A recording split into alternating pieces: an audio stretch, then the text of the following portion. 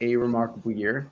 Now, I'm Sam Goodman. I'm very honored to welcome you to this discussion at the International Conference of Transformative Education 2023. And what a year it's been. I mean, it's a year of incredible change, right? With just the beginning of AI technology coming in, reshaping our world in ways that we are still comprehending. And just a few weeks ago, we are not only are we in the midst of a technological revolution, unfortunately, we find ourselves at a very critical juncture, perhaps on the brink of world conflict. This transformative times, the role of education in reshaping a resilient and thriving humanity, it's never been more crucial. Now, as we embark on today's session, I really wanted to express my profound gratitude for all of those who've made this possible. Now, I have a special thank you going to all of the tireless organizers, Ariane from last year and Alawanda Malola. Your kindness, your efficiency has embodied the qualities that I believe that we're going to be discussing today that I think are instrumental in the success not only of this conference, but in what the world we're looking for. Now, today, we've got the privilege of engaging with, well, I'd say three, maybe four extraordinary individuals. Now, each of them and myself have dedicated a significant portion of our lives to transforming human experiences through education. Now, the panel today comprises of two accomplished academics bringing a wealth of real world experience along with them, along with two entrepreneurs, each backed by deep academic insights. Now, their and our diverse perspectives promise to enrich you in your understanding of how education may be an important catalyst for human and planetary flourishing. So prepare to be inspired, hopefully be challenged, and we're looking forward to your input as we delve into this critical conversation. So without further ado, I'm going to give a quick introduction to all of the people we have here. Now, to start off with, we have Dr. Ruth. He is a lecturer at the National University of Lesotho. Please welcome Dr. Ruth here. She's been a distinguished lecturer, renowned for her contributions to the psychology of education. She has over a dozen publications, and they've all prioritized mental health and well-being in schools, covering such topics as Ubuntu and Botho philosophies, fostering resilience and universal design and learning. Now, she's got over 10 years of teaching experience. Dr. Ruth's work epitomizes transformative education. She's been focusing on social and emotional learning, resilience, inclusion, and pro-social behavior. And her passion extends far beyond the classroom, which is evidenced in her founding of the organization Young Educators for Peace, Nonviolence, and Empowerment. Thank you very much for joining us, Dr. Ruth. We also have Dr.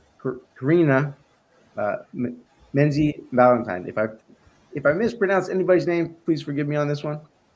She is also a senior lecturer in education, School of Education and the Arts, and it's my pleasure to introduce Dr. Karina, who's been a vanguard in global citizenship and sustainable development education. As a senior lecturer, Dr. Karina champions the cause of global competence, emphasizing active global citizenship and student agency in her research and pedagogical practices. Her work transcends traditional education boundaries, advocating a mindset of inclusivity and responsibility beyond geographical limits. Now, at the core of her philosophy is the integration of practical evidence-based research into educational curriculum, highlighted by her role in the Empower organization, the Education for Global Competence and Sustainable Development Research Cluster. Now, here she collaborates extensively with educational bodies and organizations across Asia Pacific, underscoring her commitment to amplifying diverse voices in education. Now, her scholarly contributions, notably in publications like School Strike for Climate and Frameworks for Assessing Active Citizenship, demonstrate a keen understanding of globalization's impact in education.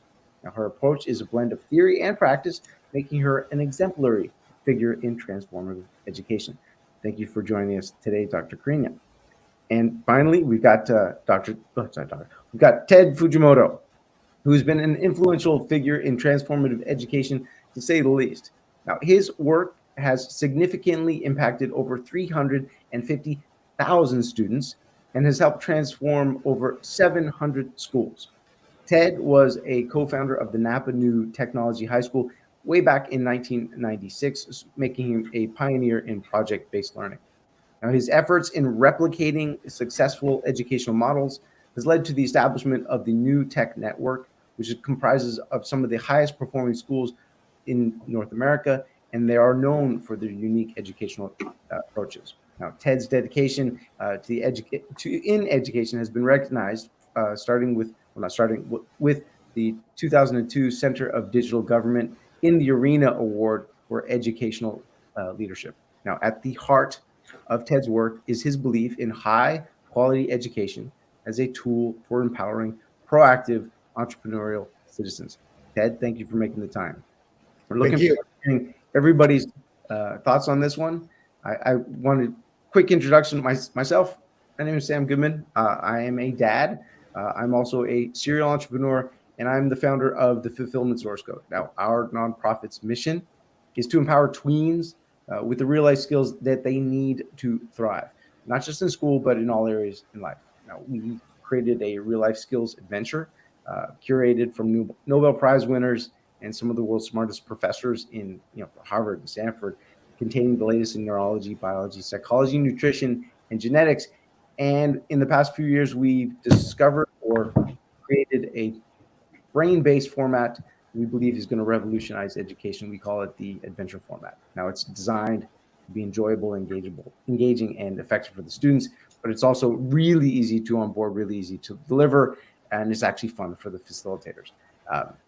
You don't have to take my word for it. Please check out my bio. You can try it out for yourself. It's completely free for the rest of the year.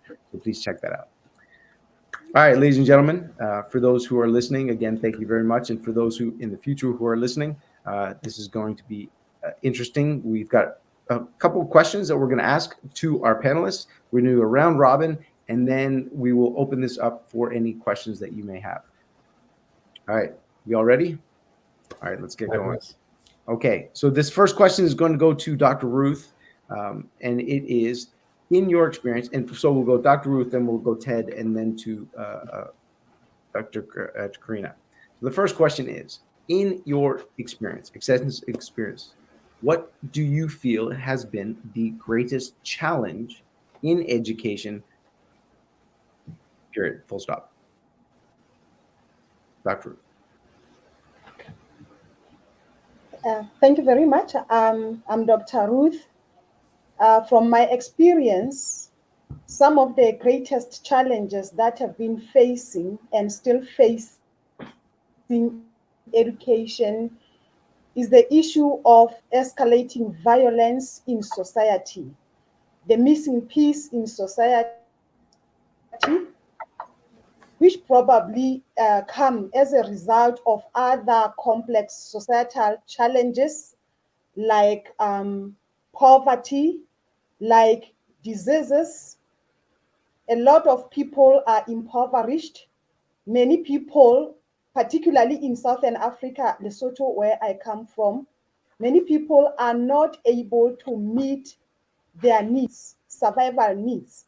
And as a result, this impacts negatively in their well-being. There is crime.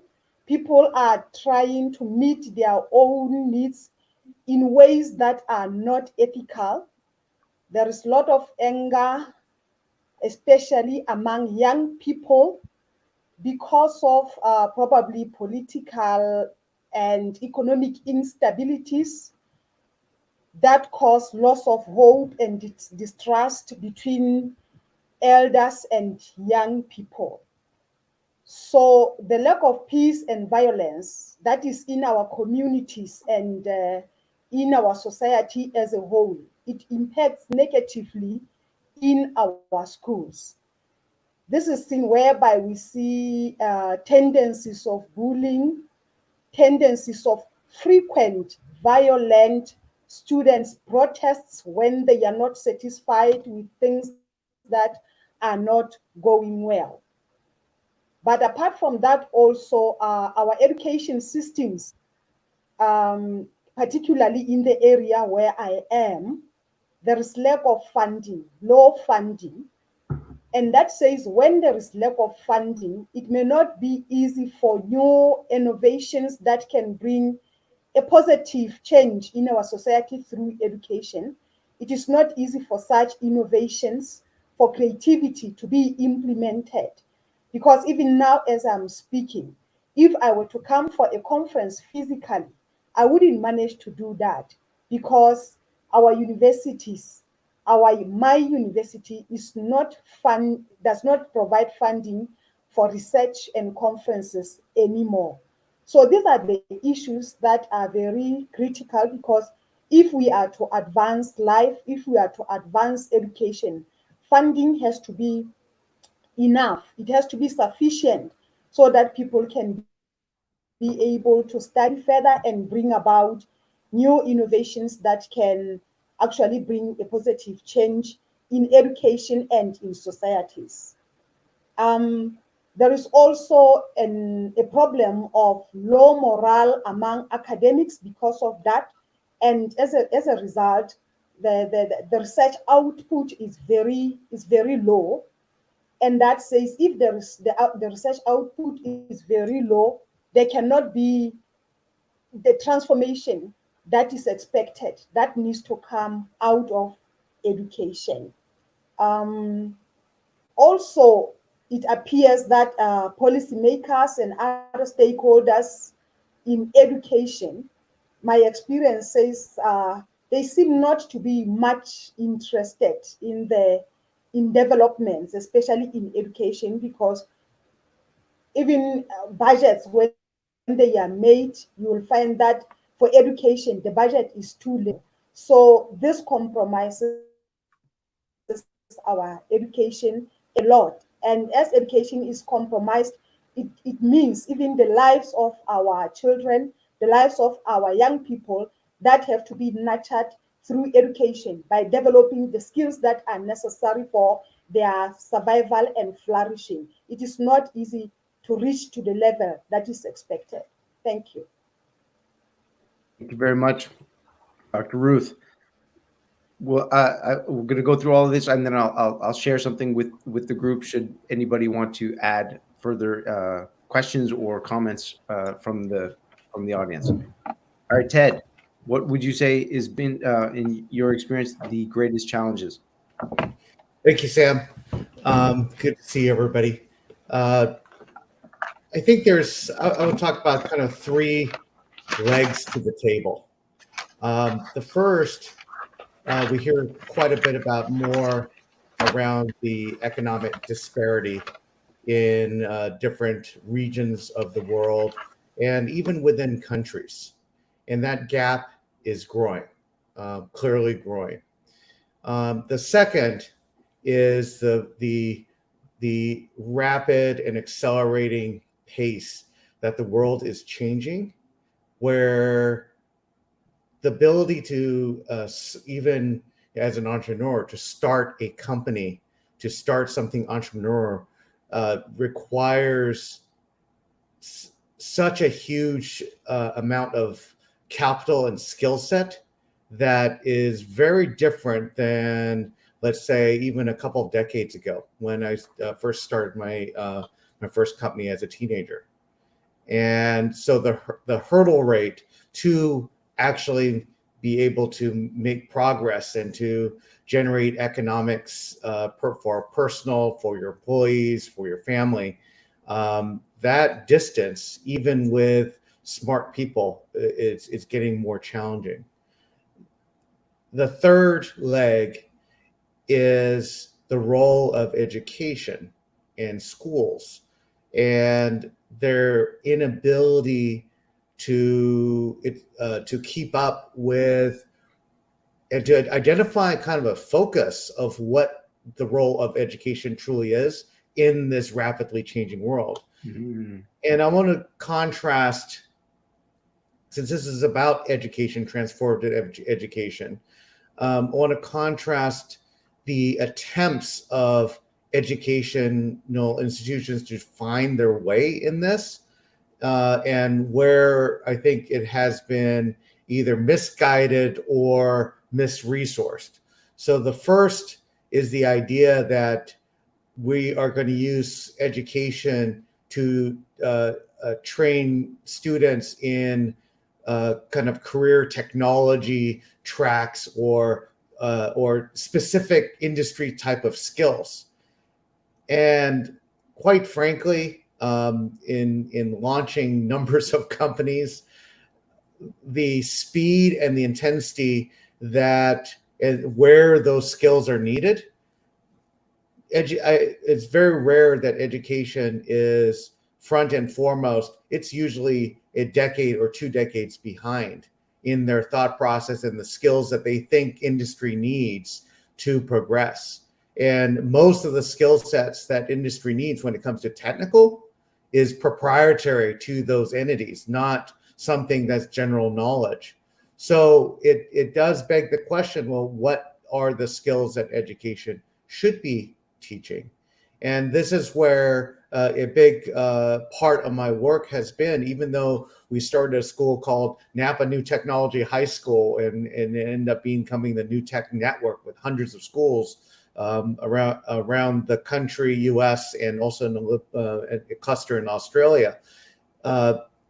The focus is actually not technology. It was a great way to attract support and funders, but it was but in reality it was about 21st century skills. And what we mean by that, it's about leadership, it's about project management, it's about organizing teams, it's about organizing teams to unpack very complex problems that we're all facing and we don't actually have the solutions for. But for kids to be able, even kindergartners, to be able to attempt to put their brain power to understand these problems. And one of the big challenges, and I guess a tabletop of this discussion of the 3 legs challenges, is that these problems are highly complex. They're just not technical. They're just not humanistic. It's a combination of so many different things between human problems, technology problems, regulatory governmental problems. I mean, it's all combined. And so when you are educating a student and they're only technical and they don't have humanity, you have entrepreneurs, technology entrepreneurs that develop companies that are not empathetic to humans. Or if you have just human people who are focused on humanities and the human interest, but have no idea of economics or technology, then they end up being the poor nonprofits that can't seem to expand their impact because they're not able to get an operating platform, engaging technology to create efficiencies so that the humans can actually focus on the tough things that only humans can focus on. So it's a complex problem and it requires a lot of coordination between regulation, finance, sector needs, community social needs, and somehow starting at a very young age, helping our kids getting their brains around this and feeling hopeful that they can actually solve some of these. That's it. Just those. That's all we have to take care. Just those things. Yes. That. Thank you very much. All right, Dr. Karina, bring this home. Yep. In your experience, what do you find to be the greatest challenges? Thank you very much, and thank you for this opportunity. I'd like to begin by acknowledging the traditional owners of the lands from which I'm coming today and from the lands that you are all on. I'm in Bundaberg, Queensland, so I'm on the traditional lands of the Tarrabalang, the Bunda, the Gurang and Gurang people. We pay our respects to our elders and ancestors because they hold the wisdom that hopefully we can share today. The other thing I'd like to reassure the people listening in here is we're starting with the negatives so that we can move forward to the positive. I'd hate people to have logged in and think, oh, it's all bleak and it's all ghastly, because it absolutely isn't. And I know Sam has some questions in store for us that will show the positives and how we can turn some of these challenges around. I think there's three main challenges that I'm seeing in the context that I work. The first of them, and I guess is one of my biggest bugbears, is an either-or mentality that we keep coming up against. And this either-or mentality seems to come in a couple of ways. One of them is, if a school is, not performing terribly well, or it's a low socioeconomic school, the response seems to be we need to go back to basics. Always I hear this rhetoric of back to basics. What they think basics are in the modern era, I honestly don't know. But it seems to be, we have to go back to literacy and numeracy. So we don't have time to do the transformative education for global competence, education for global citizenship type stuff. That particular mentality is so frustrating because it actually entrenches the type of separation, the type of poverty that the first two speakers have been talking about, because you actually entrench disadvantage by taking away the opportunity to develop the sorts of skills that Ted was talking about, those critical and creative thinking skills, those skills that we know we need to engage effectively in a globalized world. So we end up with the situation that the high performing or the richer schools or the richer locations get the good stuff, if you like. Now, that's not to say that the fundamentals are not important. Of course they're important. But we can teach literacy and numeracy through global issues. We can teach perimeter and areas through deforestation. It doesn't have to be one or the other. So that's the first either or that really frustrates me. The other one is the idea that we either create national citizens or national community members, or we create global ones. And so that's the other either or mentality. And you heard it a lot when the borders closed in COVID. You hear it a lot when we get slightly more right-wing governments in play and the very, in some cases, misguided forms of patriotism coming to the fore. And it's almost like, well, we've got to protect our own. Well, we know in a globalized world, the only way to effectively work is together. So if we start shutting borders and creating boundaries geographically, then we are actually, again, creating the tensions we are trying to relieve, and we are knowing that we are not working for the common good. So the either-or mentality is my first bugbear and my first challenge. The second one that I want to talk about is particularly at school level and particularly post-COVID, we have substantial teacher burnout. And we have a great deal of difficulty in retaining teachers. And interestingly, in the research, many of the teachers that we are losing are actually the creative teachers. They are the people that push the boundaries a bit, that want to try different things.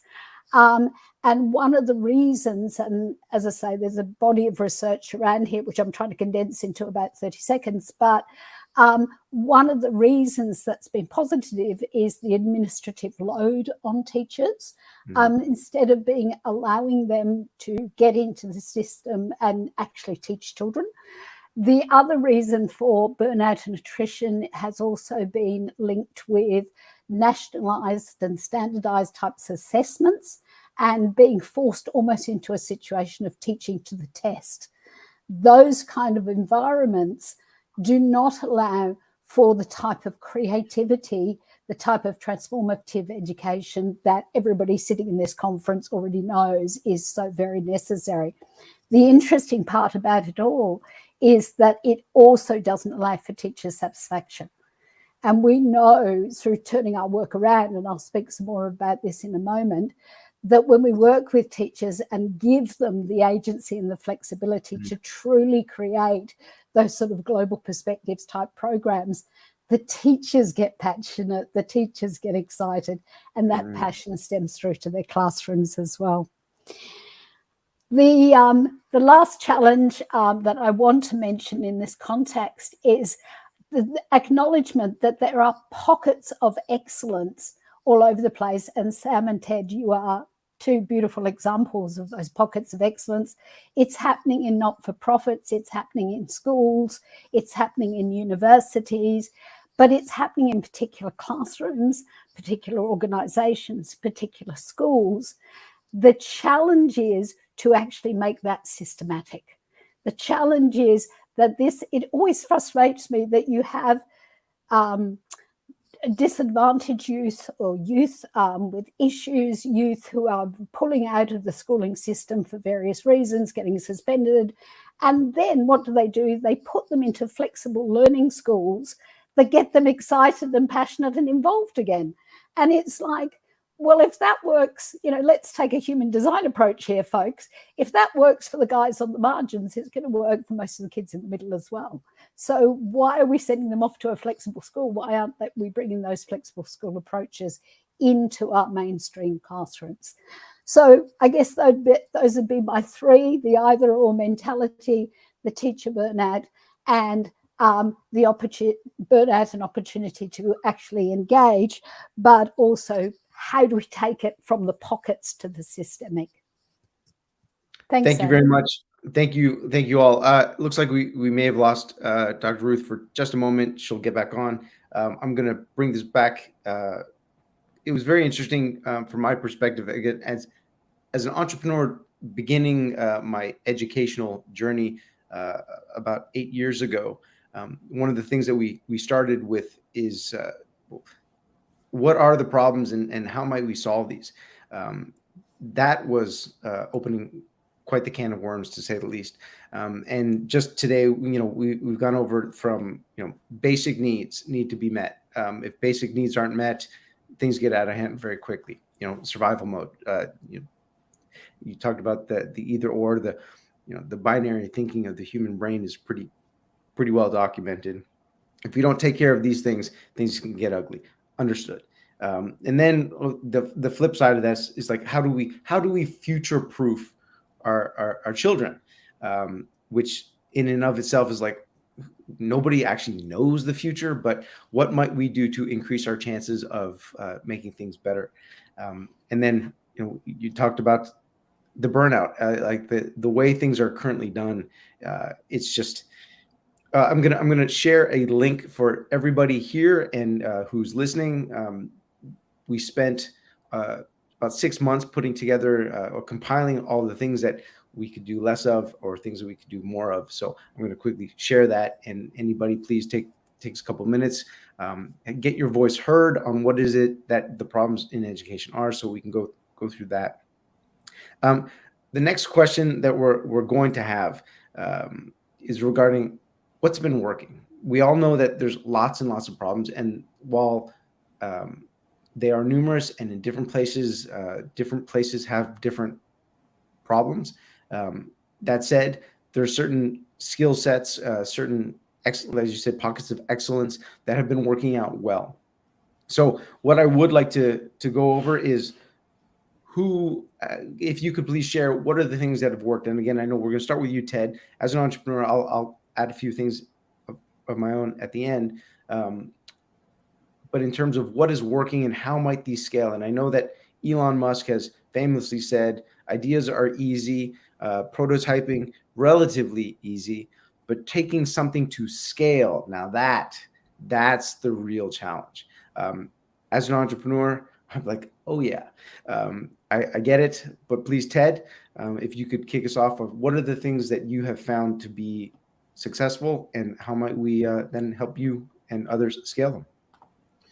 So in problem solving, it's always a trifecta approach, right, on how to tackle this. So the first leg of this is that you've got to create exposure to these pockets of excellence. Mm-hmm. It's shocking to me how many heads of education of countries and of regions have never stepped foot in a high-performing school in their careers, even though they write or research about it.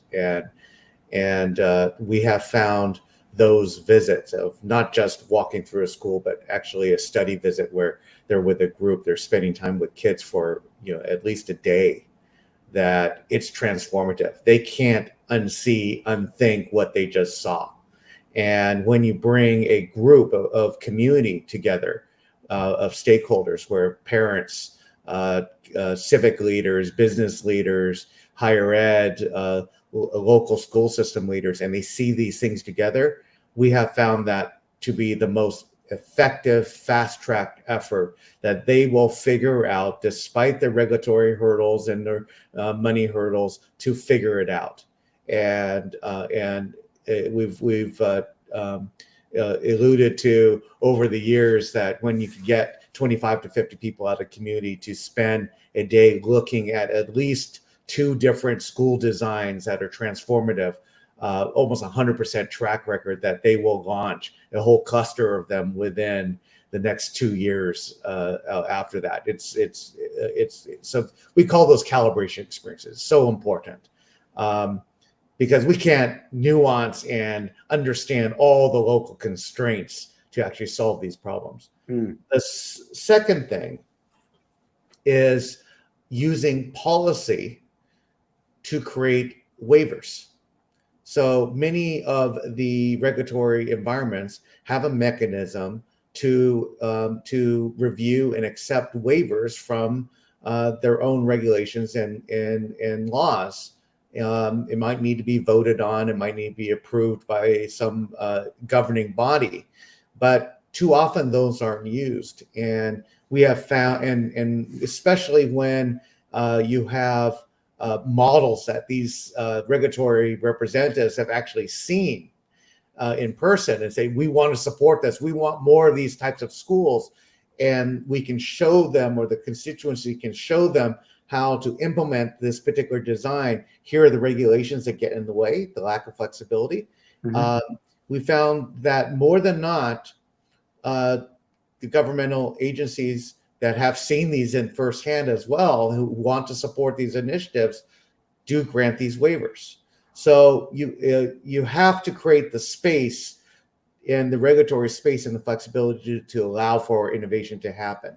And you can't leave it to an individual school principal or teacher to fight these things and keep asking to be the exception to the rule. That's how you create, even more burnout. It's one thing to just comply. It's another thing to be try to work around the rules all the time and not be ostracized for it, right? So that's a second leg. The third leg is probably the most important, is connecting kids and giving them the opportunities to solve real world problems that exist in their community, that exist in their country, exist in the world. And that when kids start to look around and they don't have to look and put their nose in a textbook or take a test, and that's where all their energies are focused, but they're looking around them and creating that self-awareness and empathy of what can improve in their community, what can improve in the world. It creates that thirst for an engagement. It's emotional engagement. That's why, a lot of people who start off as entrepreneurs have that bug and can't get rid of it, even though we, sometimes, after launching a company, say, I will never do that again, right? But we can't help it, because solving problems that are relevant is highly engaging. And It's amazing what you will learn and the in-depth things that you'll learn and put yourself through to solve those problems that you are engaged with. And so when you're able, in every authentic problem, you can map almost every academic standard into, to echo Dr. Karina. So those are the solutions, and the 3 legs to that you can focus on. And the challenges and the failure points are when a community in a transformation effort, they're missing one of those legs. That Thank you. That was excellent. I definitely would like to hear more about how might one scale the ability for people on the ground to transform policy. That is, I think, probably the biggest from my research, where people be like, I have no idea how to do this. Like that gap from what we want to where we need to be, how to get that sounds to me as the one that most people would like. We have no idea how to do this. I have two examples, quick examples on that. One is, well, first, with the calibration experiences, state officials were also involved with that. So they saw firsthand, said, we need these types of schools to create the workforce that will attract the employers and the companies that we want to come into our state. Mm-hmm. And particularly state of Indiana, state of Texas, for example. I'm using those as just examples because it's occurred across all kinds of regions. In the state of Indiana, since the state was actively promoting adoption of the new tech model, they basically agreed with the superintendents. Instead of superintendents coming to them and piecemeal waivers to mm-hmm. give them allowance to do certain things to support the model, they said, instead of all these piecemeal waivers, why don't we just construct a blanket waiver that's automatically granted for any school that's adopting a particular model? And that gave that flexibility that was inked into the regulatory environment. In the state of Texas, didn't go with the flexibility per se, but there was what they did was allow for additional funding. Mm-hmm. That if you adopt these two different school designs approved by a state, you get an extra $50. Now it's going up to $150 per kid in funding to support the efforts, which allowed for the professional development and the culture development. And in Texas, the framework was such where even with the existing regulations, you could mostly implement the model, and districts would ask for waivers. So they didn't get the waiver system, but they got the economics in place. I'm definitely going to follow up with you on this one, because that seems to be the greatest bridge. Dr. Karina, could you please tell us what have you found to be the most impactful steps forward, given all of our challenges? Thank you. Yes, and I think some of my points are building on what Ted is saying in terms of policy. Because one of the ways to take it from the pockets of excellence to the systematic is to put it on the agenda. So you put it into the policy, you put it into the curriculum, and then you give the professional development to back it up. So just to, frame a little bit what I'm saying in terms of the international climate in this space at the moment, if we have a look at some examples, we have, of course, the 2030 Sustainable Development Goals agenda, which we're hitting about the midway point. So particularly for us, SDG 4 and Target 4.7, it's the perfect opportunity to start talking to your policy makers, to your government, to your education departments, and going, well, what are we doing in this space? How are we fulfilling the goals that we all signed up to?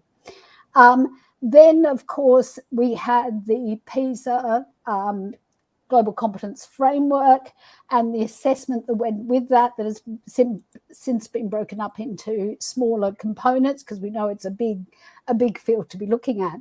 Now, obviously, I have my reservations with the assessment component of that, but for countries who are part of the OECD, and for those countries that have hung their hat on where we rank in the PISA ranking, with literacy, numeracy, science, whatever. Sometimes we have to use the agendas we're not so fond of in our favour. And once global competence became one of those assessments, I know for the Liberal government and the Conservative government we had at the time, it put it on the agenda. It became something that we could talk about. Also, an example of the sort of best practice that you're talking about, Sam, is if we look at the process that was used to create the Dublin Declaration. Now, this declaration is the declaration around global education in the European countries. And it was facilitated by the Global Education Network of Europe.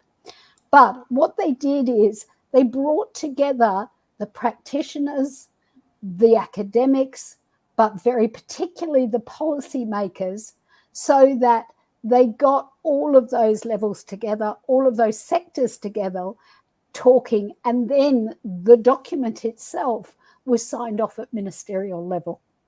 Now, the Dublin Declaration was signed in November last year, and there are now 18 European countries who are entrenching some form of global education in their policy, in their curriculum. So it's just a piece of paper, a document, a declaration, whatever you want to call it, is always just a piece of paper. But the process of working towards that piece of paper and the implementation component of it becomes very important. So that, to me, is some of the good practice in terms of trying to systemize things. We have a perfect opportunity, all of us now, to do this again, because on the 9th of November, the 1974 recommendations that have been revised and now have, and I always have to read it because it's the most ridiculous title now, it is the recommendation, the UN recommendation on education for peace and human rights, international understanding, cooperation, fundamental freedoms, global citizenship, and sustainable development. Now, if that's not an excuse to do our work, I don't know what is, because that was signed off by all the UN member countries. It has just been signed. And so to me, again, that's perfect leverage. And I will confess, it is the leverage we're starting to use in the Asia Pacific region to try and work towards not necessarily a declaration, but a prioritization of global education in our region to bring those pockets of excellence together. So at that big picture level, that to me is best practice and the type of process that was used for the Dublin Declaration, and now hopefully we can replicate in some form.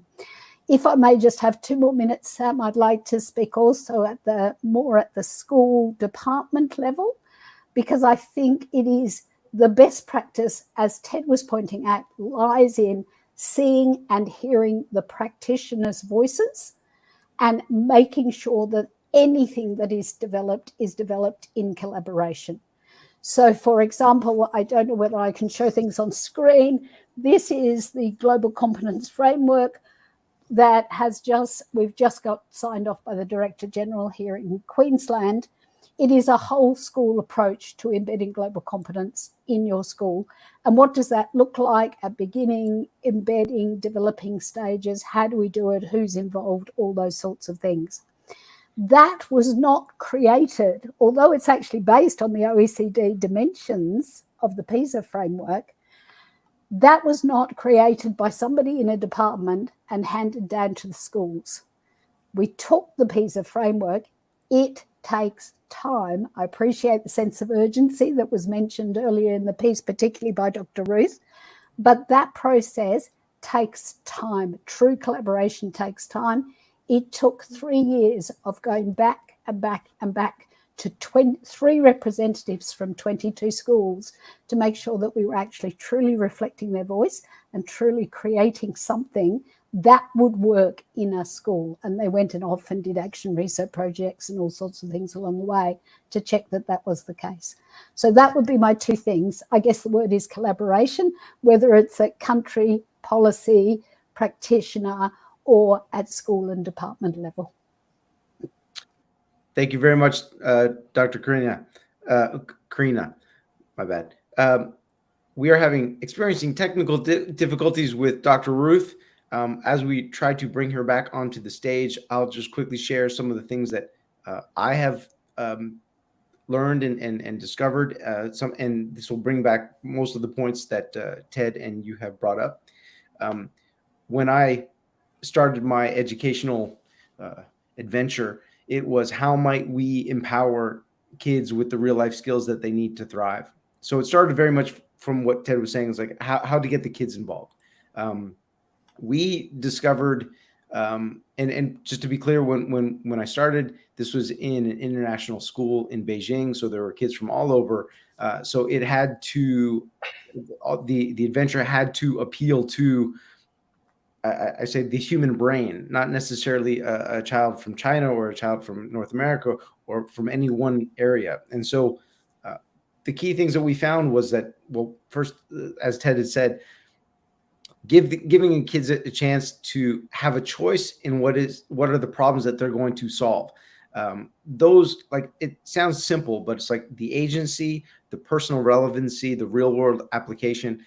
These are the things that, I mean, the brain just goes, this is what the brain was designed for, right? To solve problems so that we can survive. And so when you give the kids these and make it social, if you can make it social, that's just an extra bonus. So when that happens, the kids, come alive and they're really engaged with what they're doing. Once we discovered that, then it was like, how do we scale this? And then we discovered what we really, really need to make sure that we don't make things more difficult for the teachers. The teachers are already overloaded. There's so much that's going on. And so it had to be something that, and to Dr. Karina's point, it's got to be something where it's collaborative. So we found, like, creating something that is structured and customizable. That is where it's like super easy for them to understand. The kids enjoy it. They can, it's not so much off the shelf, but it's very easy to implement, and then they can turn it into something that is uniquely yours, that their kids resonate with. So if finding these things that we, it took us a long time, and as you said, Dr. Karina, it's never done in a vacuum. So this is like years of back and forth and back and forth and back and forth and back and forth. It's like I was lucky enough to get involved with a group of teachers on a platform that was from all over the world. So we had people from India and Africa, in Asia and North America, who all had their 2 cents to be like, tweak. And that was essentially where we found, it's like, we can't create something for everybody. So let's create 95% of the process. And then, the teachers, wherever they may be, they can add that last, that last bit. And that's what we found thus far has been the most impactful. It's like, we can't be everything, so don't just be. It's like the baking, just add water. So if you can do that, and then you can put whatever icing and stuff on the cake and make it uniquely yours. These are the things that we've found. Dr. Ruth, I can see you in the audience. If you can get back on stage, please join us. We will get back to you. Oh, there she is. Perfect timing. Look at that. All right, Dr. Ruth, if you can unmic yourself, I can see your mic is still on, and then give us your personal experience on what are some of the best practices that have worked to overcome these challenges. Great timing. Welcome back. Oh, we can hear you. There she is. I'm sorry, I am experiencing challenges with connection. I hope you can hear me now. We can hear you now. We can hear you. A bit nervous, but it's okay. Some of the best practices to overcome challenges. One of them is that the education sector works collaboratively with other sectors like Ministry of Health and other ministries, so that challenges like mental health issues, challenges like early unintended pregnancy, which is a serious problem in our region, and also issues of development of policy when it comes to reintegration of adolescent mothers into schools for inclusion purposes. Different sectors, different ministries come together to find ways in which this can happen. Like, for example, this weekend I will be going with a group of 30 students who are under the organization of Young Educators for Peace Building and Empowerment. so that they can be empowered in one workshop on issues of how they can manage themselves, how they can take care of themselves. And on their way back, when they come back to the university, they will be teaching other students, so that it is about peer empowerment. Mm-hmm. So we are trying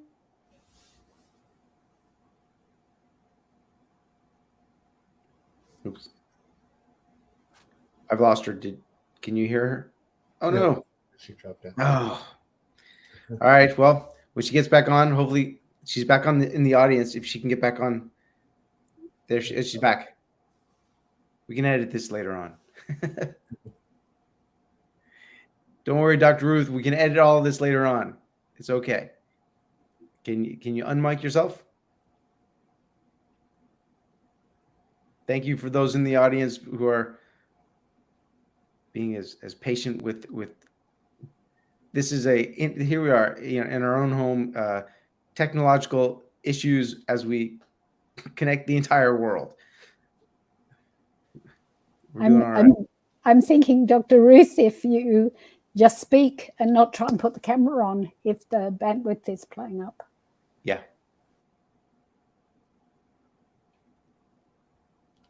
Oh, dropped her again. Okay, Dr. Ruth, when you can, please, we'll get you back on stage and we can go over these your points again. We will go to the next one, given our time constraints. So the future one, the last question is about the future. And please, anybody in the audience, if you have questions, please let us know. We will do our best. But the final question for our panelists is, here we are, 2023. AI is, quite frankly, probably one of the most significant technological advances humans have ever dealt with and may change the entire world. So with that said, how might we empower the kids to future-proof them? And I know, Ted, you talked a little bit about this earlier on how might we do so. And so I'm going to first go to Dr. Karina and ask her, what do you feel are the key skill sets kids need to be prepared for today in order for them to deal with whatever may be coming in the future?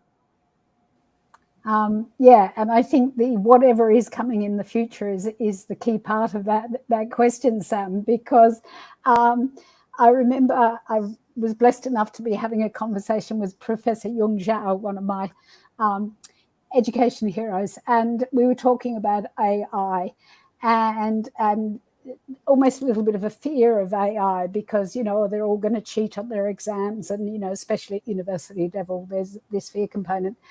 And his perspective was actually all it does is put pressure on us to make humans more human. And I just love that way of thinking, because what is the bit that AI can't do? And I think, Sam, that's exactly your question, because we don't know what jobs these children are going to do. We don't know how far AI will have gone.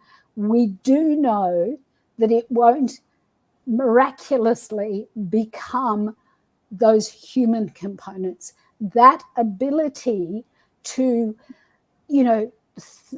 problem solve in a way that is creative and out of the box, because it can only work with the parameters that we give it. Mm-hmm. So what makes us human is our ability to suddenly think, oh, hang on a minute, that guy I was talking to on the session the other day, Sam's got that program that might work in this context that nobody else has thought of. AI can't do that. So we need to be able to instill in the children the ability to, one, think outside the box. Think creatively is a really, really big one. The second one is the ability to critically analyze. So once upon a time, we would teach them content. Now we use that content to teach them conceptual understanding and skills. Well, we don't all do it. I'm using a big collective we there, and I know that lots of places don't do this. But ideally, the type of education that we're trying to train our pre-service teachers towards is use that concept to allow them the opportunity to get that sort of conceptual understanding that can be transferred to other contexts. Teach them to not only go and look up some information, but work out whether it's a .gov, .edu, whatever website, and therefore whether that information may or may not be accurate. Allow them the opportunity to understand that there is multiple perspectives in any given situation. So build that understanding of multiple perspective. And within that concept of perspective, build empathy, because empathy is going to be the opportunity to actually, you know, the old expression of walk in somebody's shoes or see somebody else's point of view. And that, oh boy, do we need that one. But we can't do that without understanding our own culture, our own values first. So always when we're, you know, we have within the Australian curriculum a general capability called intercultural understanding. And if you look at the starting of that continuum, it's about me. What is my culture? What is my background? What is my values? What is my belief? Because once the children have that sense of identity and they understand how important that sense of identity is to them, then they can have empathy and understanding as to how important somebody else's identity is, even if it is different to theirs. And I think that Ted and Dr. Ruth talked about that social emotional learning, that sense of identity and sense of belonging to a greater collective is often, in the worst case scenarios, what keeps a child with us when they are thinking the worst thoughts. So sometimes I feel like teachers are saying, oh, Karina, well, I've got to do social emotional learning and global citizenship and competence and the curriculum, as if these are lots and lots of different things.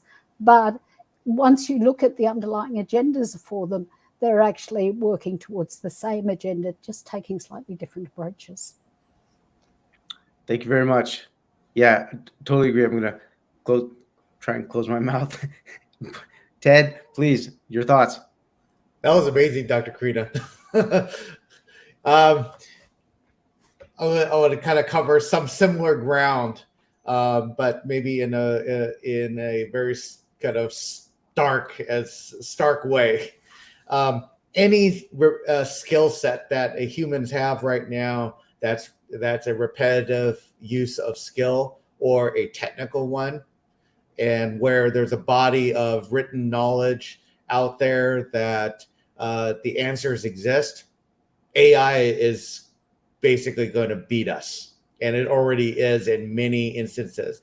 As an example, there's a study of oncology on MRI scans and the ability of physicians versus AI. And what they found, this was a couple of years ago, and the numbers I'm going to give have actually moved in AI's favor, is that AI outperformed the average physician by a double-digit margin. But when a top 5% physician used AI in conjunction with their judgment, their accuracy went up a magnitude. Okay.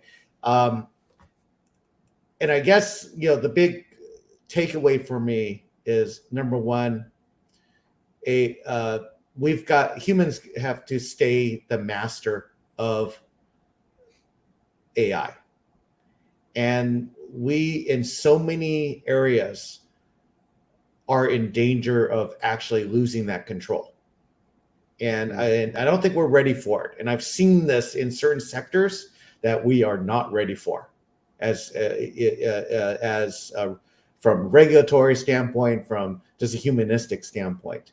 The biases that AI is building, we think that human biases and perceptions and equity and racism and all that are hard to beat, when AI is baking some of those same biases because of how it's being taught.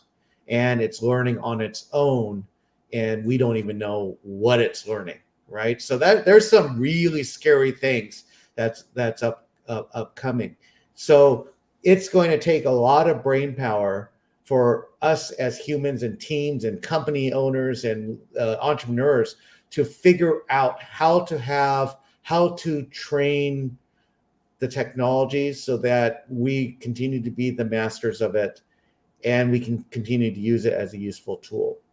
The second thing is addresses the fear of AI use in schools. And this is where it's kind of the oxymoron. If you can look something up and you can find the answer and it's the right one, use it.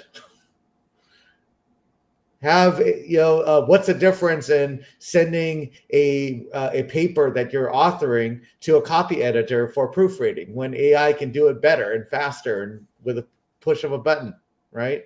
And it's gotten to that point, which then leads in education. It's all about those other skills to interpret, to Dr. Karina mentioned, to be able to discern good information versus different points of view, and also discern bad information or biased information, right? Mm-hmm. And AI and technology is not there, garbage in, garbage out.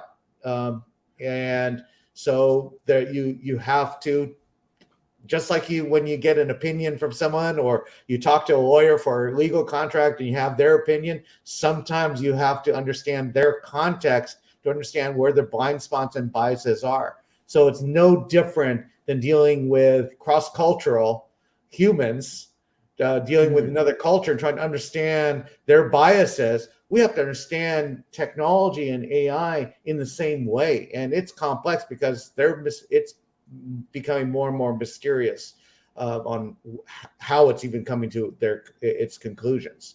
So in education, it's about if you can get accurate answers for known things, use it. And it becomes how much knowledge can you actually interpret to then solve real problems. It's not a race to regurgitate thoughts.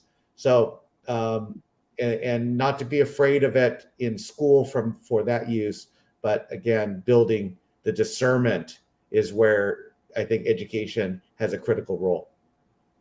Look at that, great timing. Look at that. There's Dr. Ruth. All right, thank you very much, Ted. Dr. Ruth, if you can unmic yourself, keep the camera off. We'd love to hear not just the best steps forward, but your thoughts on what we can do today. What are the skill sets that we can empower the kids with today that will help them for this AI future? And she's back. Timing is excellent. But we cannot hear you. There she is.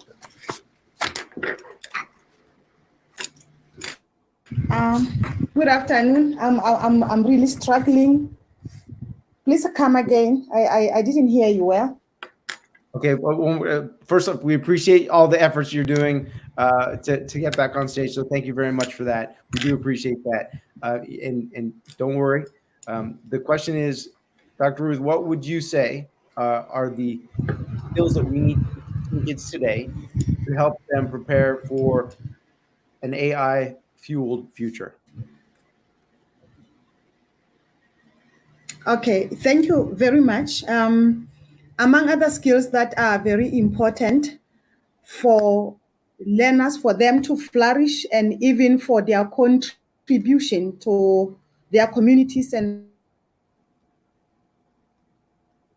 need to have self-awareness as a skill, because when they are aware of themselves, it is easier to be aware of other people and the social world, the challenges that they are facing. And self-awareness means they can at least easily cope with these challenges because they will be aware of their own strengths, their own weaknesses. What is it that they can manage to cope with, and what is it that may be difficult for them to cope with? And it says it can be easier for learners to seek for help and support because of that awareness of the capabilities and strengths that they have.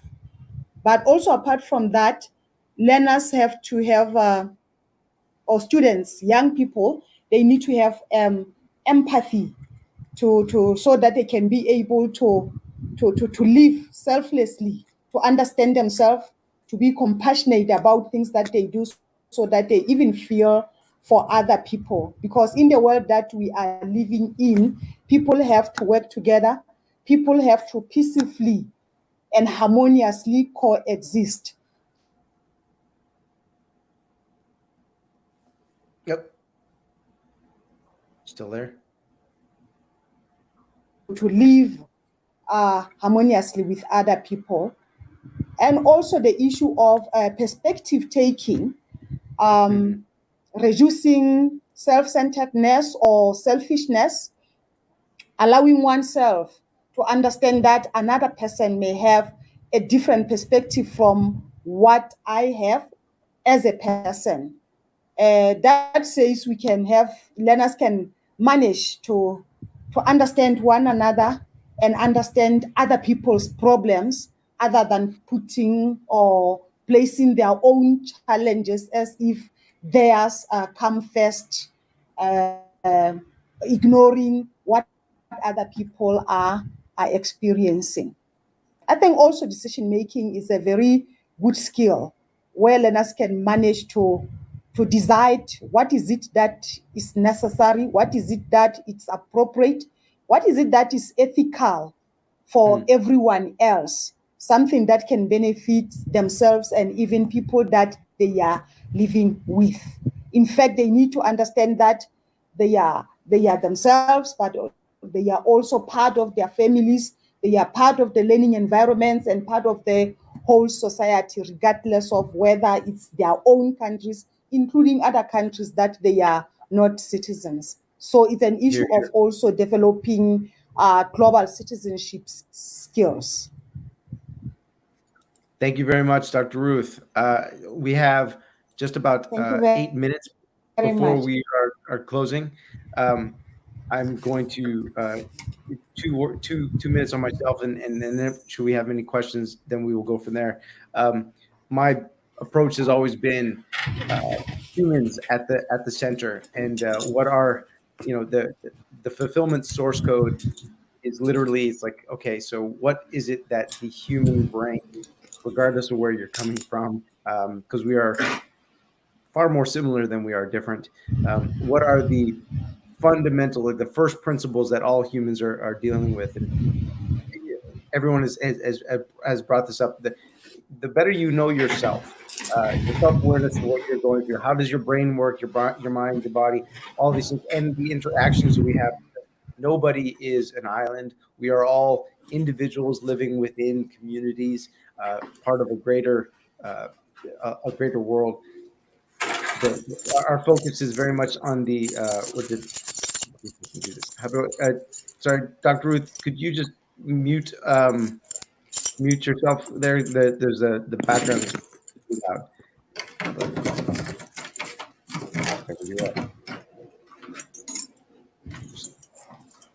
All right. So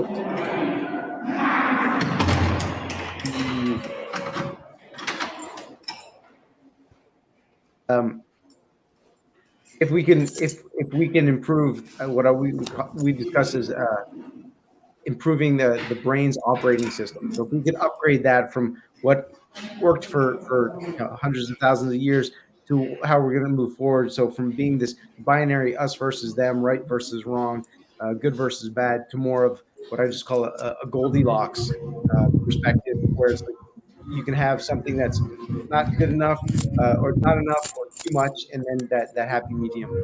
And then finally the me to we to all sort of perspective on how might we approach things. So it's like understanding how I myself, the self-awareness, practicing the adaptability and the resilience, and then having an idea of how what I'm doing is impacting others. Okay, we do have a question. What is the question that we have? What is, sorry if I can find that. We have a question from the audience. Where did it go? Okay, what is the question? The question is, in education, should there be still discrimination in the assessment of the cognitive abilities of students because of AI integration? That's a really good question. Should there be My discrimination? instinctual response is that if education, the purpose of education is take your brain from wherever it is and to maximize it to wherever it can go without trying to line everybody up to end up exactly the same place, then we would answer this question very differently. So, because everyone's brains are developed differently. So we do want to know where you are at, but if the goal is to try to get all people to exactly the same line, I think it becomes a problem, or using that information to discriminate and give less opportunities to certain groups of people just because we have no idea individually how each brain will absorb information. Just one either positive or very negative experience can hinder exactly the same brain in different ways to progress. And we need to, and this is where the empathy comes in. This is where the intention of wanting to see every individual student reach their highest potential with the least amount of pain and the highest, quickest path possible. So that's where having a common assessment system is the antithesis to even because that always measures people getting to an end point at the exact same time, which is ludicrous to me. Dr. Karina? Yeah, I couldn't agree with Ted more. I feel like if we're going to transform the nature of education, the roadblock, I should have put it in my challenges section at the start, from all the research, the roadblock is the assessment. Because the teachers say, I'd love to do this, and we've got this really creative thing, but I have to teach this stuff because of the assessment. And so there's two sides to that story, because one, we know that we tend to prioritize that which we assess. So if it is, but sometimes we end up assessing things that are easy to assess, like literacy, numeracy scores, rather than assessing the things that we've been talking about here today that are tricky to assess, but are actually the more important stuff. So I think we're answering the question in terms of leveling children based on cognitive abilities, when we know that often the best leaders are because they have strong social emotional abilities. So we need to get that balance right in the nature of the assessment. Yeah, just my 2 cents, instead of it being assessing the abilities, I think the assessment is what needs to change. So yeah, just doing that. Dr. Ruth, if you had a chance to see that question, I know we only have like a minute and a half. I would love to, if we have a second question, that would be great. Otherwise, I want to just quickly say, go ahead. Please go ahead, Dr. Ruth. Okay, I saw the question, but in this one, I don't have much to say except that what I can say is it depends on how that AI is used, and also it depends on what is it that is being assessed. So there cannot be one answer whether there should be discrimination or what. In fact, I think the word discrimination is a bit too strong because it has negative connotation, as if it is something that is intentionally done to do harm. But otherwise, I would say, in terms of assessment, issues of equity still needs to be regarded on who is assessed on what, regardless of whether artificial intelligence is used or not. That's all I can say. Okay, real quick. I think we have 10 seconds. I don't know if we're getting cut off right off. not. So I just want to thank everybody, Dr. Ruth, Dr. Karina, Ted, thank you very much for all your time, and all those who are listening, thank you very much. And I hope if we get to continue, then we would certainly get to do the talk, but I just want to make sure that everyone knows, thank you very much for making the time for, you could be doing anything else and you're here with us. So I appreciate it. So thank you, everybody. There we go. Cheers. Now, if we get to keep going, the second question was, are we able, can we, I don't know if we can keep talking, but what are your thoughts on